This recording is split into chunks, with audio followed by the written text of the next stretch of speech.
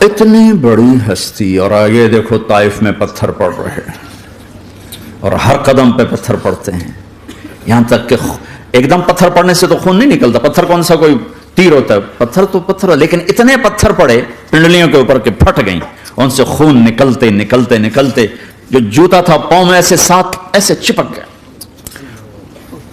اور ساری کائنات کے دلہا سردار بے ہوش ہو کے گرے۔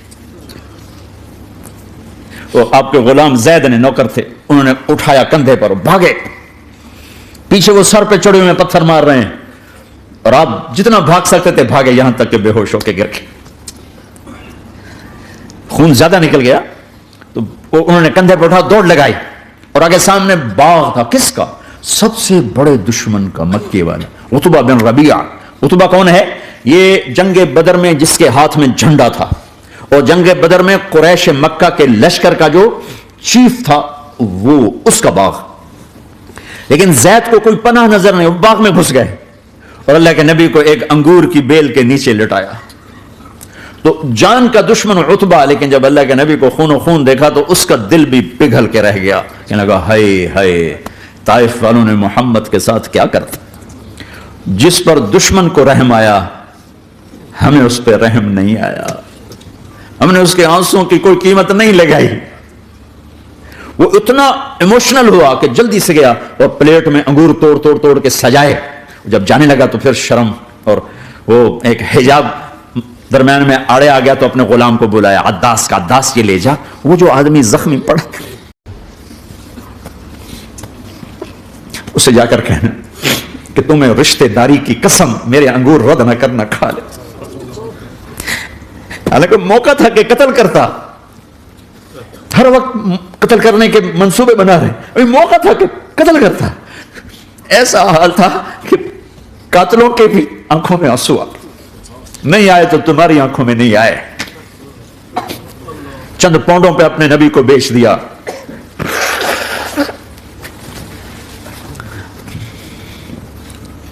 کہنے کا عداس یہ لے جا، وہ جو آدمی لیٹا پڑا، اسے کہنا تمہیں رشتہ داری کی قسم دیتا ہوں میرے انگور رد نہ کرنا، کھا۔ عداس آئے اور آ کر انگور پیش کیے،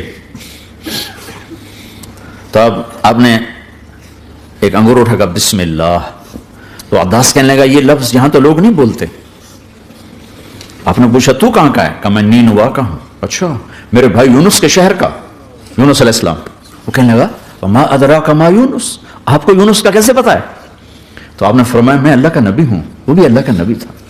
تو عداس نے ایک دم آپ کے پاؤں پکڑے اور چومنا شروع کیا اور کلمہ پڑھ لیا، تو آپ کو اپنے سارے زخم بھول گئے۔ پھر جو آپ نے اللہ سے بات کی ہے نا، آئے ہائے ہائے ہائے ہائے، کیا اللہ پاک کے سامنے، اللہم اشکو الیک ضعف قوتی وقلت حیلتی وحوانی علی الناس، اے میرے رب آج تجھ سے گلہ نہ کروں، آج تجھ سے گلہ نہ کروں، تو نے مجھے کن کے حوالے کر دی، تو نے مجھے کن کے حوالے کر دی، الی عدو ملکتہ امری او بعید یتجحم، ایسے دشمنوں کے حوالے تو نے کیا جنہوں نے میرا یہ حال کر دیا، تجھ سے کون سا چھپا ہوا ہے۔ ساتوں آسمان لرز گئے، عرش کانپ اٹھا، اور جبریل فرشتے کو لے کر ایک سیکنڈ کے کروڑویں حصے میں حاضر، یا رسول اللہ حکم فرمائیں، اطبق علیہم الاخشبین، یہ دو پہاڑ اٹھاؤں گا اور یوں ایسے چکی کی طرح یوں کر دوں گا۔ نبی رحمت، نبی رحمت، نبی رحمت، ارے تم تو آپس میں رحمت نہیں رہے ہو، ایسی فرقہ واریت کی آگ میں جلے ہو، ایک دوسرے کو سلام کرنا چھوڑ گئے، ایک دوسرے کے پیچھے نمازیں پڑھنا چھوڑ گئے، اور جاؤ پاکستان میں دیکھو ایک دوسرے کے خون کے پیسے پھر رہے ہیں۔ یہ کون سی امت ہے؟ یہ کون سا اسلام ہے؟